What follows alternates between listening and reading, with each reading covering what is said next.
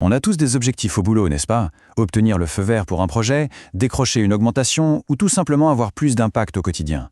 Le truc, c'est qu'entre l'idée et sa réalisation, il y a souvent un fossé. Alors comment on fait pour que nos idées ne restent pas juste des idées? Comment on fait pour que notre voix soit entendue et notre valeur reconnue? La question, elle a l'air simple comme ça, mais la réponse, elle est fondamentale. Que ce soit pour une promotion, un budget ou même juste un peu plus de tranquillité, ce n'est pas vraiment une question de chance. Non, c'est une question de méthode. Et la bonne nouvelle, c'est qu'il existe des outils très concrets pour y arriver.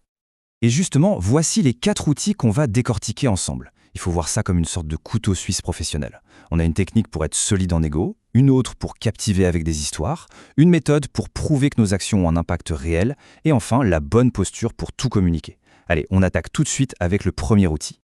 On commence par la base de toute négociation réussie, le BATNA. C'est un acronyme qui peut absolument tout changer. Il apporte une confiance et une solidité incroyables avant même que la discussion ne commence. Alors, BATNA, qu'est-ce que ça veut dire ce truc? Ça vient de l'anglais Best Alternative to a Negotiated Agreement. En français, c'est tout simplement notre meilleure option si la négociation échoue. C'est notre plan B, celui qui nous donne la liberté de nous lever de table en disant tranquillement « non merci ». Autrement dit, c'est bien plus qu'un simple plan B. C'est un plan B en béton armé, un plan B qu'on a préparé, qui est solide et qui nous rend beaucoup moins dépendants de l'issue de la discussion. C'est une vraie source de pouvoir. Et concrètement, connaître son BATNA, ça change la donne. Ça permet d'arriver en égo en sachant exactement où sont nos limites.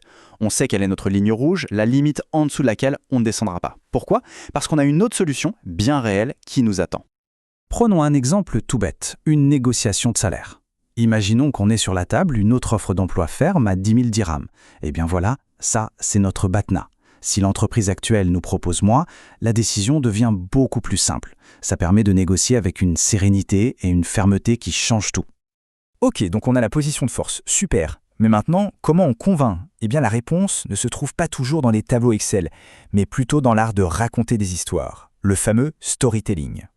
Le storytelling, attention, ce n'est pas juste raconter des anecdotes pour faire joli, c'est une technique de communication vraiment stratégique. C'est un peu comme l'emballage qui va rendre une idée ou un projet non seulement clair, mais aussi marquant et désirable.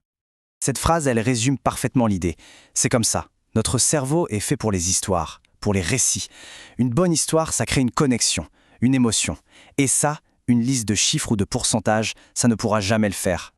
Regardez ça, la comparaison est flagrante. À gauche, un argument technique. Notre formation réduit le stress de 40%. Bon, c'est informatif, mais c'est un peu froid, non? Et à droite, on a l'histoire de Nadia. Là, tout de suite, on imagine Nadia, on se met à sa place, on visualise sa transformation. Le message n'est plus une stat, c'est une solution humaine, concrète. C'est 100 fois plus puissant. L'histoire, c'est parfait pour convaincre le cœur. Mais dans le monde de l'entreprise, il faut aussi parler à la raison. Au portefeuille, il faut des preuves. Et c'est là qu'intervient notre troisième outil. Le fameux ROI, le retour sur investissement. Le ROI, on peut dire que c'est la langue officielle du business. C'est un calcul tout simple qui répond à une question essentielle que tout le monde se pose.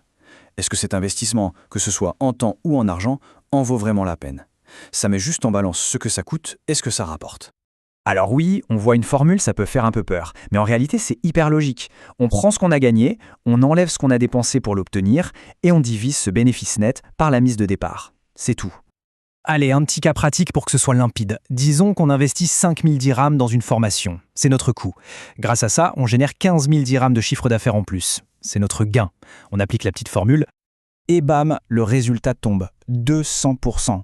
Mais le plus important, c'est de comprendre ce que ça veut dire. Un ROI de 200%, ça signifie que pour chaque dirham qu'on a investi, on en a récupéré 2 en pur bénéfice. C'est un argument en béton armé pour justifier un projet. Bon, on a la force pour négocier, le pouvoir des histoires pour convaincre et la preuve par les chiffres. On est bien armé. Mais tout ça, ça ne sert à rien si on ne le communique pas de la bonne manière. Et c'est le rôle de notre quatrième et dernier outil, l'assertivité. L'assertivité, en fait, c'est la voie de l'équilibre. Ce n'est ni la passivité, où on se laisse marcher sur les pieds, ni l'agressivité, où on devient un bulldozer. C'est le juste milieu. On exprime ses idées, ses besoins, ses limites, de manière claire, calme, ferme, mais toujours en respectant la personne en face. Ce tableau, il est parfait pour illustrer ça. Face à la même situation, une interruption. Le passif s'écrase en disant « comme tu veux ». L'agressif attaque avec un « tu me déranges ». Et puis il y a la personne assertive. Elle reconnaît la demande de l'autre, elle exprime son propre besoin calmement et elle propose une solution. C'est constructif, c'est clair et ça préserve la relation. Alors, si on résume, ces 4 outils, en fait, ils s'emboîtent parfaitement. Le BATNA, c'est notre fondation, notre sécurité. Le storytelling, c'est ce qui crée le lien, l'émotion. Le ROI, c'est la preuve logique, imparable. Et l'assertivité, c'est le véhicule qui transporte tout ça avec confiance et respect. Quand on maîtrise les 4, on devient redoutablement efficace. On arrive à la fin de cette exploration.